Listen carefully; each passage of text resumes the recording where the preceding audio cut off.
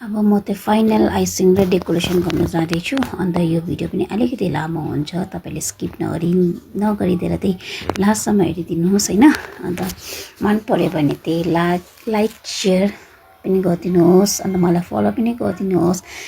अन्त यो चाहिँ मैले तपाईँलाई स्टार्टिङदेखि लास्टसम्म देखाएको छु डेकोरेसनको। तर यो भिडियो चाहिँ अलिकति लामो भएकोले गर्दा चाहिँ मैले यसलाई चाहिँ फरवर्ड गरिदिएको छु, फास्ट फरवर्ड गरिदिएको छु कि तपाईँलाई पनि अब हेर्दा बोरिङ नहोस् भनेर। अन्त यो चाहिँ तपाईँको 2 पाउन्डको पाइनएप्पल, उनीहरूले केही मलाई फ्लेभर त भनेको थिएन, खालि चक्लेट छोडेर चाहिँ अरू बनाइदिनु भन्दै थियो। अन्त मैले चाहिँ पाइनएप्पलमा बनाइदिएको थिएँ। अन्त हाइटेड केक थियो, छोराको लागि बनाएको थिएँ कि। अन्त छोराको केक बनाउँदा त यति साह्रो टेन्सन हुन्छ कि के लगाऊँ के डिजाइन बनाइदिउँ भन्छ। छोरीको त पुरा अप्सनहरू छ नि त होइन, अन्त छोराको त अप्सन पनि छैन।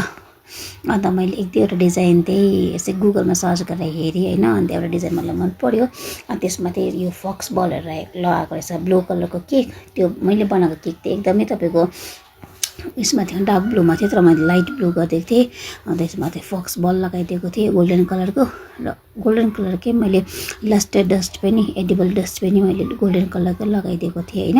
अन्त त्यो लगाएपछि चाहिँ यसमा चाहिँ मैले स्प्रिङ्कल, वाइट कलरको स्प्रिङ्कल, मेरोमा गोल्डन स्प्रिङ्कल थिएन नि त, सानो खालको के। अन्त मैले त्यो वाइट पनि अब जान्छ ब्लूमा भनेर वाइट लगाइदिएको थिएँ कि। तर ब्लू चाहिँ एकदम लाइट भएकोले गर्दा चाहिँ नि मेरो यो स्प्रिङ्कल, वाइट स्प्रिङ्कल त राम्रै नै अलि रिफ्लेक्ट भएर राम्रो आएन, राम्रै देखेन कि। अन्त गोल्डन भए चाहिँ मजाले देख्थ्यो होला, तर यो वाइट भएर चाहिँ नि देखेन। मैले कलर त अलिक डार्क गर्नुपर्ने थियो रहेछ, अन्त डार्क त मैले गरेन, लाइट गर्दा चाहिँ हेर्नुहोस् न वाइट मैले स्प्रिङ्कल लगाउँदा त कस्तो देख्यो, अब नलगाएको जस्तो देखिरहेको छ। अन्त मैले त्यही कारणले चाहिँ तपाईँलाई छेउबाट पनि देखाएको छु केकलाई हो। तर ओभरअल तपाईँको यो लास्टमा फिनिसिङ गर्दा चाहिँ अलिक राम्रै देखेको छ। अन्त यसमा चाहिँ मैले सेमी फन्डेन्ट भन्दा पनि यो फक्सबल तपाईँको एडिबल होइन, नन एडिबल हो। अन्त यसमा चाहिँ मैले हल्का यो स्टार नोजलले सानो स्टार पनि बनाइदिएको छु कि एकदमै सिम्पल नहोस् केक भनेर। अन्त फन्डेन्टले चाहिँ मैले नाम लेखिदिएको छु, फन्डेन्टले नाम लेख्दा चाहिँ केक त एकदमै मजाले आयो हो। अन्त यसमा चाहिँ खासै ह्याप्पी बर्थडेको स्टिक मैले लगाउनु पर्ने थियो, तर मेरोमा स्टिक नभएकोले गर्दा थियो। अन्त मैले चाहिँ यो फन्डेन्टको नामै बनाइदिएँ। अन्त त्यहाँ मैले प्रेस गर्दै थिएँ कि। अन्त यो लगाएपछि चाहिँ केक एकदमै राम्रो आयो हो।